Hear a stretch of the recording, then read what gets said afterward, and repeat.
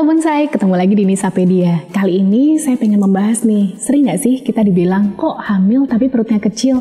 Nah, simak di video ini secara lengkap dan jangan lupa subscribe dan klik tombol lonceng untuk melihat notifikasi berikutnya.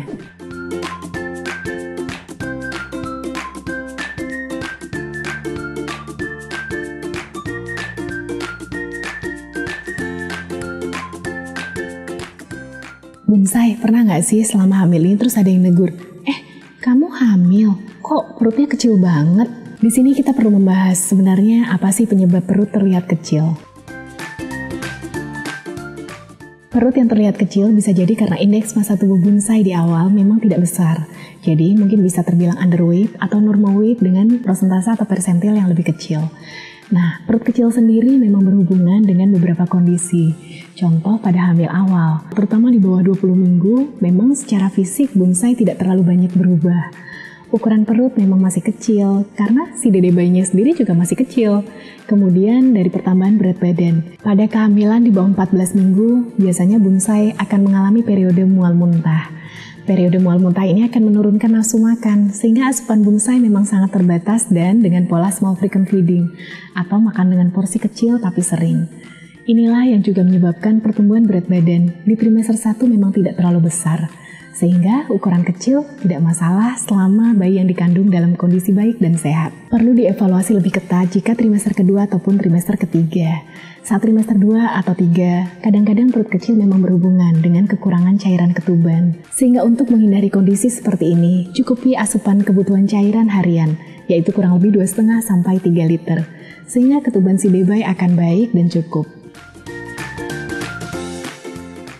Memasuki trimester kedua, biasanya perut bonsai mulai nih kelihatan nongol. Kadang-kadang juga disertai dengan perubahan ukuran baju. Nah, memasuki trimester ketiga apalagi? Di atas 28 minggu, perubahan berat badan janin akan sangat progresif, yaitu kurang lebih 200 gram per minggu.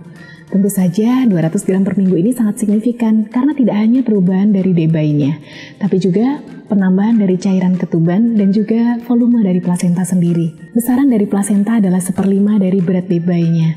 Kemudian cairan ketuban selama kehamilan bisa mencapai 1 liter loh.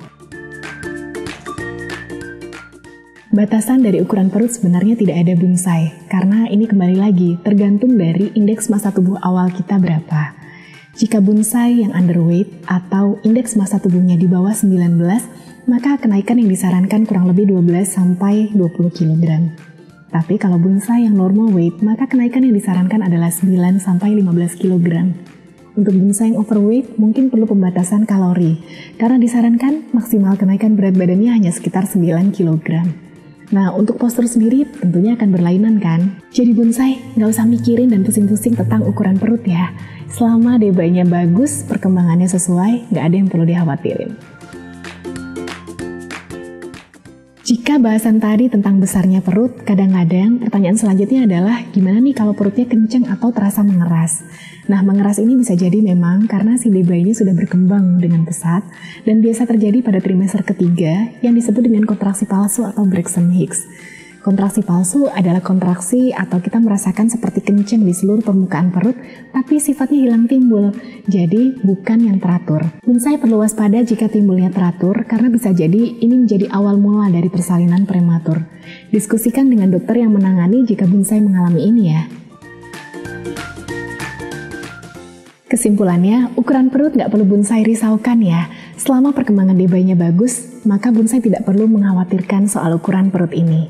Yang penting kita pelajari indeks massa tubuh dan kenaikan berat badan yang direkomendasikan selama kehamilan. Lalu satu lagi nih, kita kan sekarang ngerasain ternyata hamil kalau dibilang perutnya kecil nggak enak.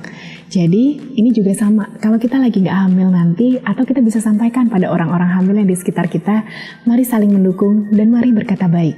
Hindari pregnancy bullying atau ujaran-ujaran yang menimbulkan kekhawatiran pada bonsai yang sedang hamil. Semangat ya! Dok, aku mau nanya nih, kan sering banyak di sosial media terutama ya, netizen yang selalu ngomong seenak-enaknya tentang ibu hamil. Kayak misalnya penampilannya jadi kurang menarik. Jadi banyak yang DM yang masuk, nanti kok kayak kelihatannya lebih besar dari kehamilan yang pertama ya, terus atau enggak, kok jerawatan ya sekarang ya, jadi lebih kepada bully ya. Itu pernah banget. Itu sedih nggak sih sebagai ibu hamil dibilang seperti itu? Iya sedih karena kan apalagi kalau ibu hamil kan mood swing tuh. Pas lagi moodnya bagus nanggepinnya oke, pas lagi moodnya nggak oke ya jadinya baper. Bullying itu mempengaruhi psikolog, kondisi dan kesehatan ibu hamil. Berarti kita sangat-sangat menghindari nih baper pada ibu hamil. Makanya saya pengen ngajak semuanya untuk berkata baik pada ibu hamil, bahkan yang juga belum hamil. Gitu. Jadi, Saya Cynthia Ramlan dan saya Nisa Fatoni. Stop pregnancy bullying. stop pregnancy bullying.